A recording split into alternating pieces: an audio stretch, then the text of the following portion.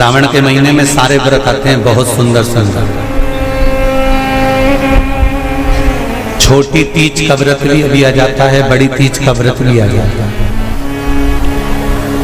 दुबे जी, छोटी तीज भी आएगी, बड़ी तीज भी आएगी, और अच्छे से अच्छे व्रतों का क्रम रामकिशोर जी बीच बीच में श्रावण भादो कुमार कार्तिक में आते रहते। ये 4 महीना जो व्रत आते हैं, इन व्रतों की मूलता क्यों कही गई? ये सारे व्रत चतुर्मास के अंतर्गत ही आते हैं, इन व्रत को बाद में भी आ जाना चाहिए, पर नहीं। मूल जो व्रत हैं, पूजन है, अनुष्ठान है, देवी देवताओं के जो पूजन के भाव बताए, वही चतुर्मास में बताए। इसका कारण क्या है? क्यों चतुर्मास के व्रत की महत्वता होती है? तो कहा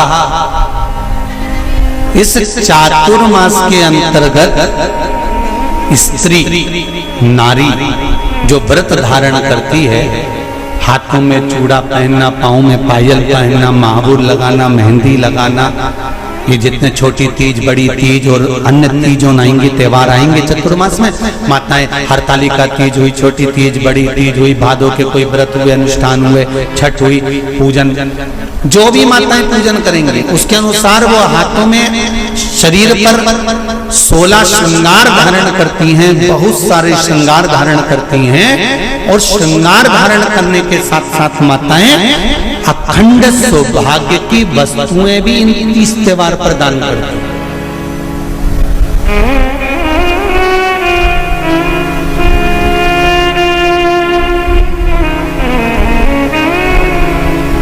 जो अखंड सौभाग्य की सूचक, जो अखंड सौभाग्य की वस्तुएं वो देने का प्रयास करते हैं, दान।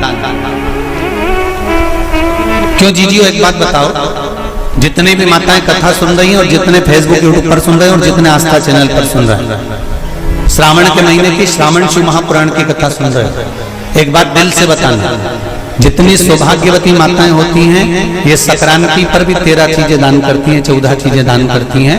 बीच में कोई 16 सोमवार का उद्यापन करेंगी तो भी सुहाग की सामग्री देंगी, उद्यापन करेंगी तो भी सुहाग की सामग्री देंगी, कोई कार्य करेंगी तो भी सौभाग्य की सामग्री देंगी। सौभाग्य की सामग्री का दान क्यों किया जाए? सौभाग्य सूचक वस्तुओं का दान क्यों किया जाए? सौभाग्य की वस्तुएं क्यों प्रदान करी जाती है, क्यों दी जाती है? उसका कारण क्या है?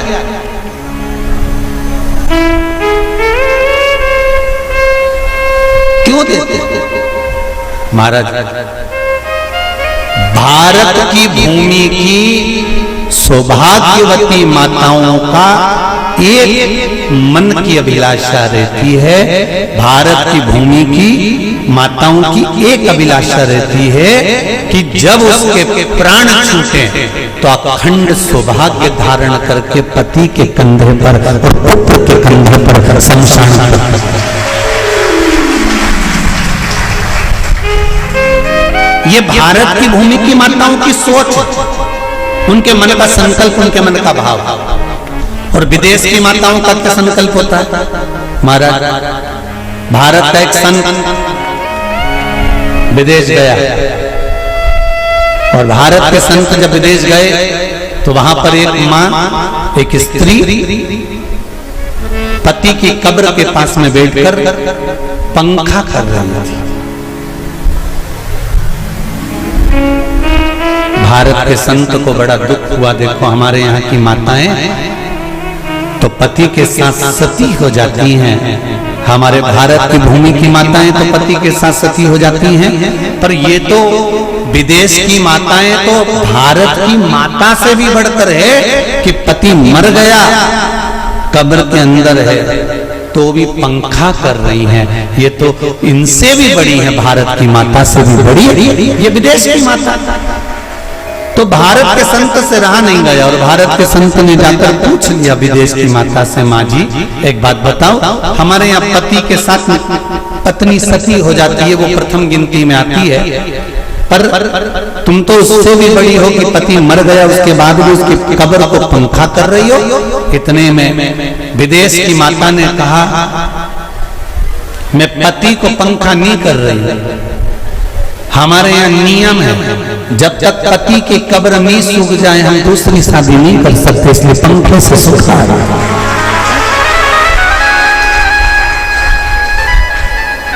इसलिए पंखे से सुखा रही नहीं।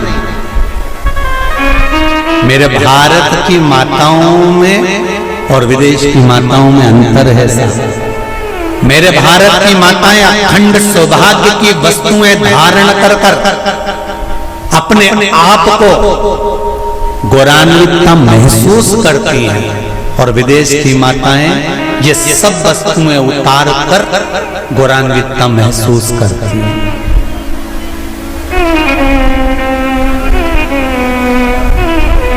क्यों देते हैं चूड़ी का दान, क्यों देते हैं बिंदी का दान, क्यों देते हैं अखंड सौभाग्य का दान?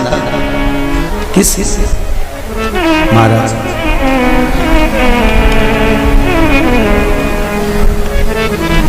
मेरे हाथों में भर भर के चूड़ी रहे, मेरे हाथों में भर भर के चूड़ी और मैया कोई कामना, मेरे मस्तक पे चमकती चूनर रहे, मेरे मस्तक पे चमकती चूनर रहे और मैया कोई कामना, मेरी मांगों में भर भर के सिंदूर रहे, मेरी मांगों में भर भर के सिंदूर रहे और मैया कोई कामना नहीं, मेरे पाँव में बिछुड़ी का जोड़ा रहे, एक बिछुड़ी नहीं, कितनी? 2, 3, 4, 5, एक एक पाँव में जोड़े से बिछुड़ी होना चाहिए, केवल एक नहीं, सिंगल नहीं। वो तो आजकल का फैशन हो गया महाराज, जो केवल एक बिछुड़ी धारण कर लो उसी में फैशन दिखे। श्रावण की शिव महापुराण की कथा कहती है जब बेटी को विदा करा जाता है और पहली बार बेटी के पांव में जब बिछुड़ी डाली जाती है तो वो बिछुड़ी भी अलग अलग नहीं होती, उस बिछुड़ी के जोड़ को चेन से एक दूसरे से बंधा हुआ होता। बोला सही है कि गलत?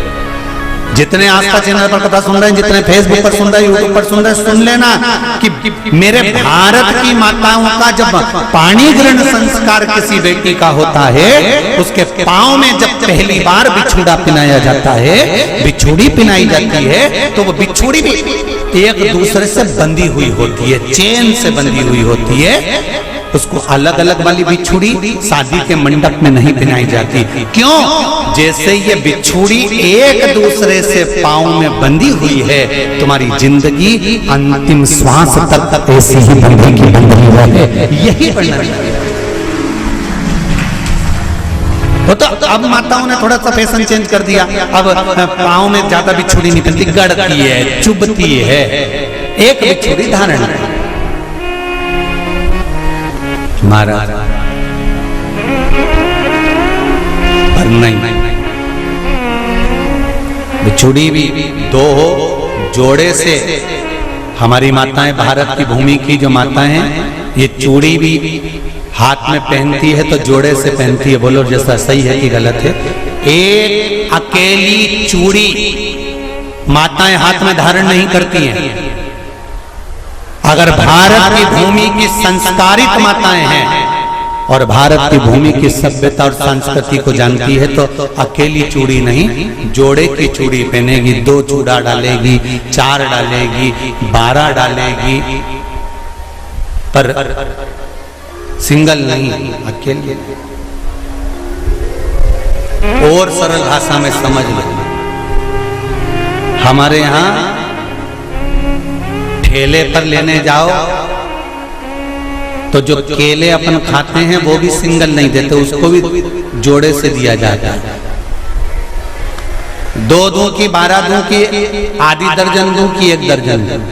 अब अंदाजा लगाइए, हमारे यहां देने का भी एक भाव है। श्रावण के महीने की शिव महापुराण की कथा, जिसका नाम है श्रावण शिव महापुराण की कथा, ये कहती है कि पार्वती जी ने और गंगा जी ने ये चतुर्मास में जितना सौभाग्य का दान दिया है, उनके बराबर दुनिया का कोई व्यक्ति इतना सौभाग्य का दान नहीं दे सकता जो माता गंगा और पार्वती दोनों दान दे रहे हैं।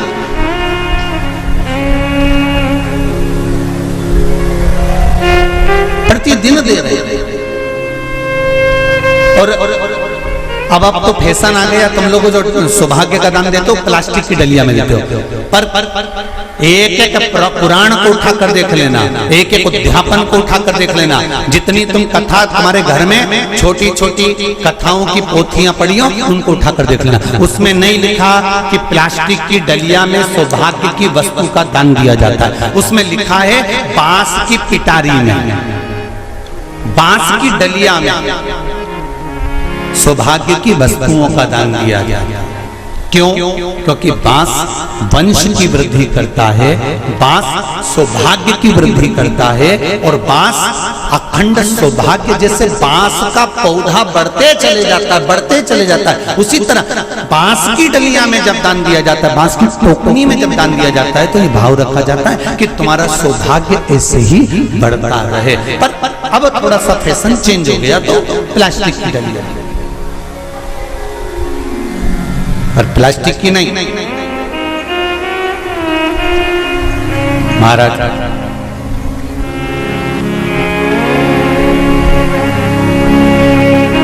शिव तत्व की ओर चलते, शंभु शरणे पड़ी मांगू घड़ी रे घड़ी, दुख काटो दया करी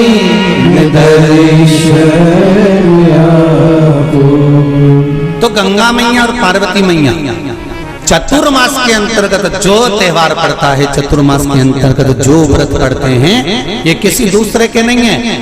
तीज का व्रत माता पार्वती का, छठ का व्रत माता पार्वती का, चतुर्थी का व्रत माता पार्वती का, ये सारे व्रतों की शुरुआत गंगा और पार्वती ने अपने बल से।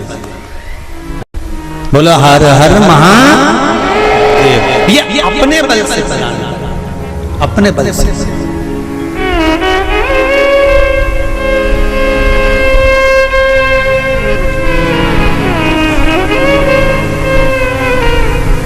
एक बार बाबा देवाधिदेव महादेव भगवान शंकर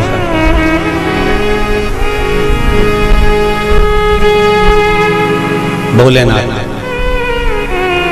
नंदी को लेकर निकले,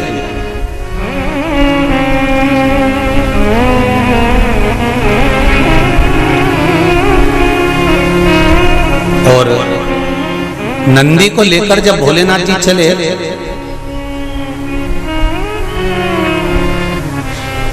बीच मार्ग में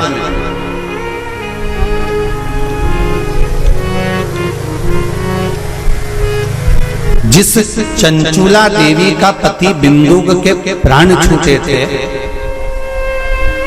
और जो चंचुला देवी माता पार्वती की सेवा में लगी हुई थी, वो चंचुला देवी का दर्शन भगवान शंकर को और शंकर भगवान का दर्शन चंचुला देवी को। अब देखिएगा जरा कथा पर विशेष ध्यान रखना। श्रावण महीने की शिव महापुराण की कथा कह रही है कि नारी का अखंड सौभाग्य कैसे रह सकता है।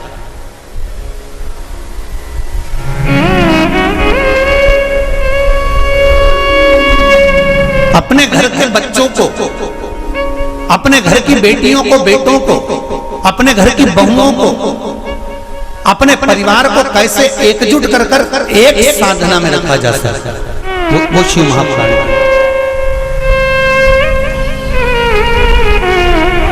महाराज बीच में चंचुला देवी दिखी, नंदी पर बैठे बाबा भोलेनाथ, चल चल चल और आराम से देवाधिदेव महादेव जा रहे थे। नंदी अलमस्त होकर चल रहे थे।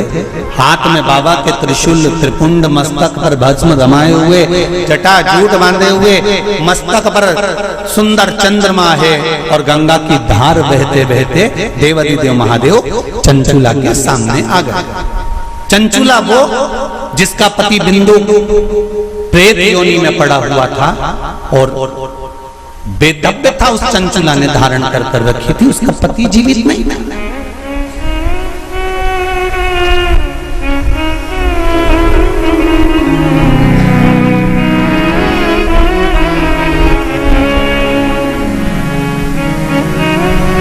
हाथ जोड़े चंचुला देवी ने,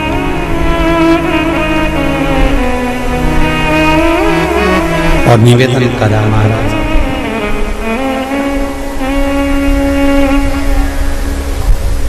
हे भोलेनाथ, हे त्रिकालदर्श, हे शिव,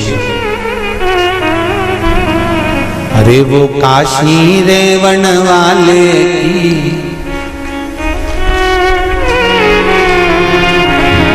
वो उज्जैन रहने वाले की जय होना चाहिए, जय होना चाहिए।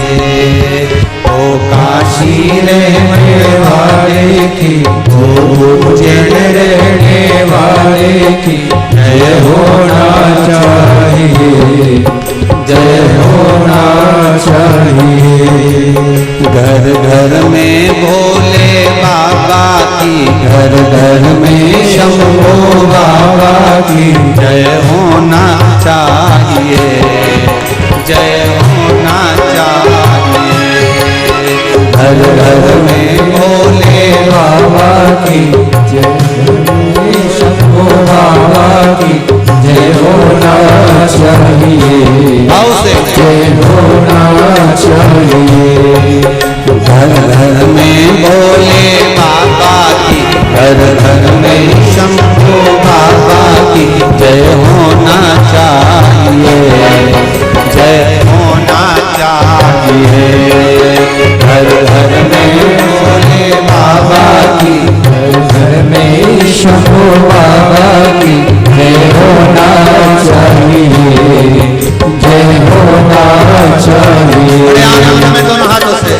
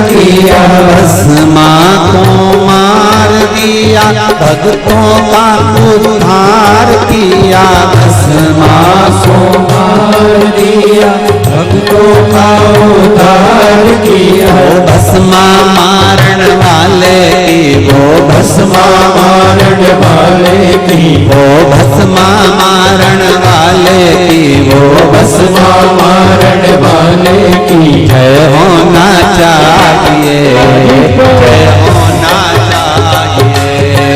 वो भस्मा मारण वाले की जय होना चाहिए, जय होना चाहिए। घर घर में भोले बाबा की, घर घर में शंभू बाबा की जय होना चाहिए, जय होना चाहिए। घर घर में भोले बाबा की, घर घर में शंभू बाबा की जय होना चाहिए, जय होना चाहिए। शंभो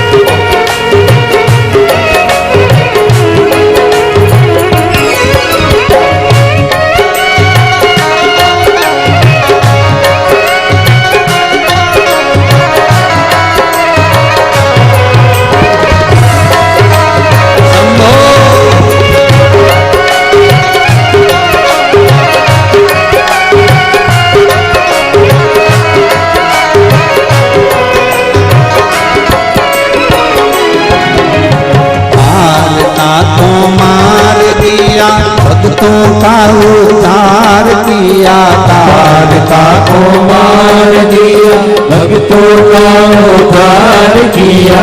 तारका को मार दिया, भक्तों का उद्धार किया। तारका को मार दिया, भक्तों का उद्धार किया। तारका मारन वाले की, वो तारका मारन वाले की, वो तारका मारन वाले की, वो तारका मारन वाले की जय होना चाहिए, जय होना चाहिए, जय होना चाहिए, जय होना चाहिए, जय होना चाहिए, जय होना चाहिए, जय होना चाहिए, जय होना चाहिए। घर घर में भोले बाबा की, घर घर में भोले बाबा की, घर घर में शंभू बाबा की, घर घर में शंभू बाबा की जय होना चाहिए, जय होना चाहिए, जय होना चाहिए, जय होना चाहिए, ओ जय होना चाहिए, जय होना चाहिए, जय होना चाहिए, जय होना चाहिए, जय होना चाहिए, जय होना चाहिए, जय होना चाहिए, जय होना चाहिए। हर हर महादेव। भगवान शिव का जय। महाराज उसकी कृपा बिना संसार में कोई कार्य नहीं। मूल मंत्र का स्मरण करेंगे। बाबा देवाधिदेव महादेव से प्रार्थना करेंगे कि हे भोले बाबा, हे शंभु बाबा, हे कैलाशी, हे अविनाशी, हे ओघड़दाना, हमारे मन की मनोरथ को पूर्ण करें। श्री शिवाय नमस्तुभ्यं, श्री शिवाय नमस्तुभ्यं, श्री शिवाय नमस्तुभ्यं, श्री शिवाय नमस्तुभ्यं, श्री शिवाय नमस्तुभ्यं। शिव महापुराण का ये मूल मंत्र है। शंकर भगवान की पुराण तुम्हारे सम्मुख में है। भले आस्था चैनल पर कथा सुन रहे हो, फेसबुक यूट्यूब पर सुन रहे हो, चाहे एक वरेश्वर बाबा की पावन धरा पर ऑनलाइन शिव महापुराण की कथा को श्रवण कर, जहां बैठकर सुन रहे हो वह दिल से बाबा से अपने मन की बात इस मंत्र को बोलने के बाद अवश्य कह देना चाहिए। उससे विनती अवश्य करना चाहिए। तेरा ही दिया मैंने खाया पिया, तेरा शुक्रिया है, तेरा शुक्रिया है। दिल से कहो, हम तेरे भरोसे पर कथा सुन रहे हैं, हम तेरे सहारे सुन रहे हैं और तुझे साधना है। और ये साधता भी वही है, कोई दूसरा नहीं साध सकता। महाराज तलवार के घाव को सुई पर निकाल देता है वो मेरा शंकर ही हो सकता है, इसके सिवाय कोई दूसरा नहीं।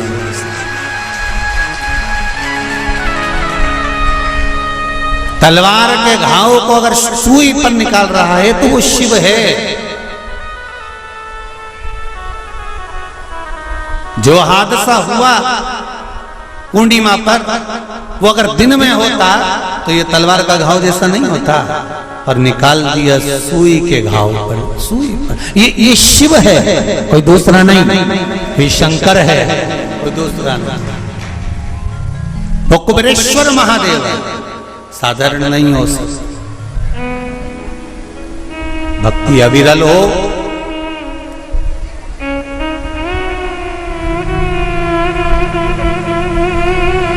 चारों तरफ लोगों ने कह दिया, कोई कहे 50 चले गए, कोई के 20 चले गए, कोई के 40 चले गए, कोई के ऐसा हो गया, कोई कहे वैसा हो गया।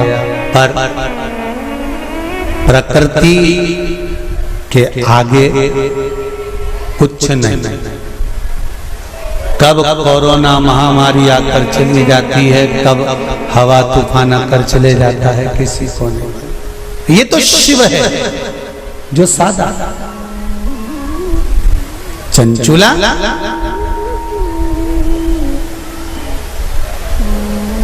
आपने मेरा मार्ग क्यों रोक दिया? भगवान देवाधिदेव महादेव ने पूछा।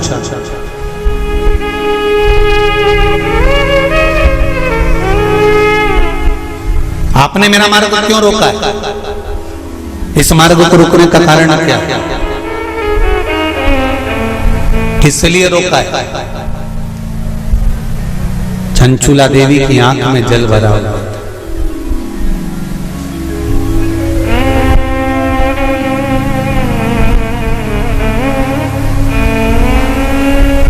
मैं बेधब्य हो गई हूं।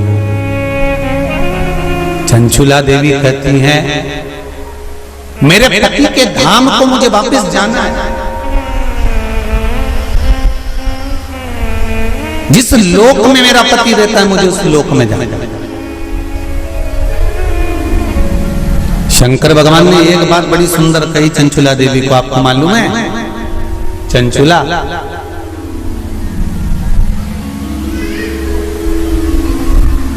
देवता भी वैकुंठ में बैठकर सुखी नहीं है। देवता कहते हैं कि मेरे भोले के पास कैलाश धाम पर मुझे जाना है और मेरे शंकर के पास मुझे रहना है। और तुम कहती हो कि प्राण त्यागने के बाद मुझे पति के धाम को जाना है। चंचुला जी कहती हैं, प्रभु मैंने भी कोई ऐसा पुण्य का कार्य तो नहीं करा कि मैं वैकुंठ जाऊं, तो इससे अच्छा है मेरा पति जो चोरी करता था, छल करता था, बेईमानी करता था, कपट करता था, प्रपंच करता था, और वो जिस जगह पर है, बोले वो नरक में है, कहां है, मैं तो उसके पास में जाना चाहता हूं।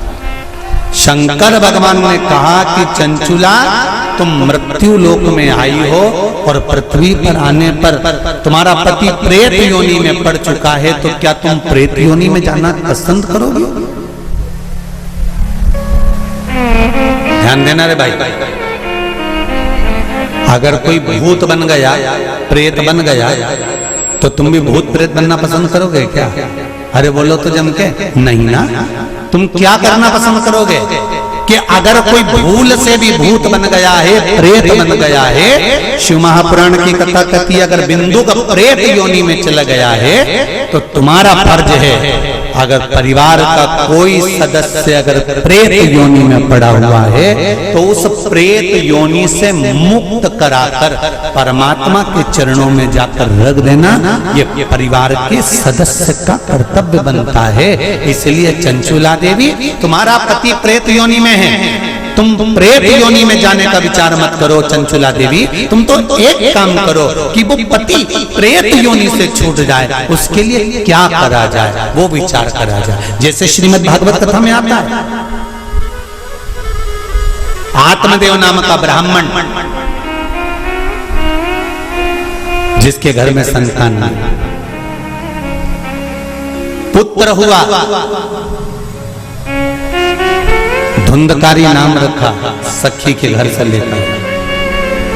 धुंधकारी के प्राण छूटे, प्रेत योनि में चले गया।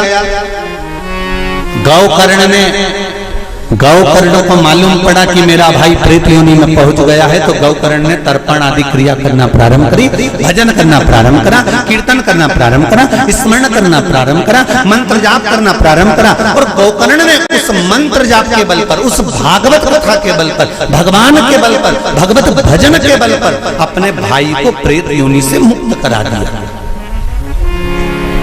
एक बात आपको पहले भी कथा में कही है, आज फिर कह रहा है।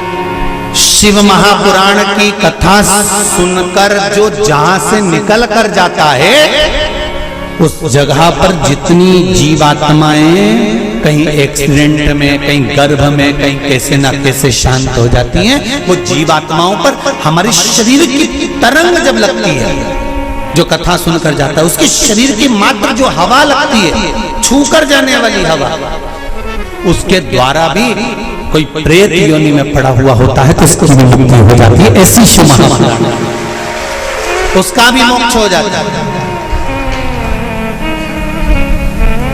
इसलिए ऋणमुक्तेश्वर महादेव मंदिर उज्जैनी में लिखा हुआ है कि शिव महापुराण एक पीढ़ी को या 7 पीढ़ी को नहीं तारती। शिव महापुराण की कथा 71 पीढ़ी को तार देती है। वो शंकर की पावन कथा है, ये साधारण नहीं। शिव महापुराण की कथा सुनकर जाते जाते जाते जाते जिस मार्ग में जितने जीव हैं उनका कल्याण।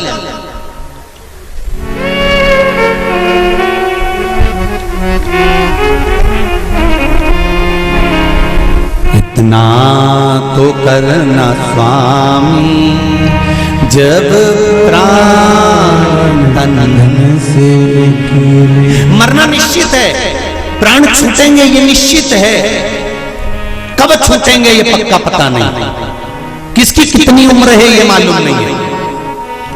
तो एक काम तो कर सकते हैं, भगवान से प्रार्थना तो कर सकते हैं कि बाबा ऐसी कृपा करना, ऐसी दया करना, मेरी ऐसी बुद्धि करना कि तेरा भजन करते हुए, तेरा दर्शन करते हुए, तेरा कीर्तन करते हुए, तेरा मंत्र जाप करते हुए मेरे प्राण छूट जाए। इतना तो करना स्वामी जब मन से निकले गोविंद नाम लेकर, जब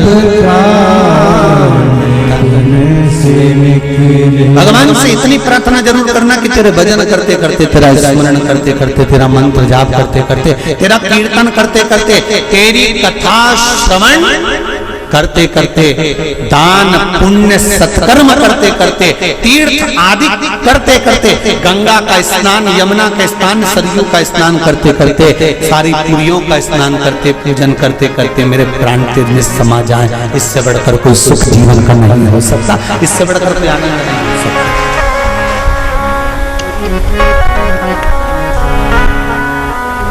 पलंग पे मत पटक जाना भोलेनाथ। कोई शरीर में ऐसा रोग मत दे देना कि बार बार बार बार बार बार शरीर को फाड़ा जा रहा है, काटा जा रहा है, बार बार। ये निकालो, जांच के लिए मुंबई पहुंचाओ, ये निकालो, जांच के लिए दिल्ली पहुंचाओ, ये निकालो, जांच के लिए पुणे पहुंचाओ, जांच के लिए चेन्नई पहुंचाओ। ऐसा शरीर मत कर देना कि शरीर को काट काट काट काट और पलंग पर पड़ा हुआ है, सड़ रहा है और जा नहीं रहा। बाबा इतनी कृपा कर देना, पलंग पर मत पटकना, चलते फिरते तेरा भजन करते करते तेरे धाम को चली जाऊं, इससे बढ़कर कोई सुख नहीं होगा। तेरे धाम को चले जाओ, इससे बड़ा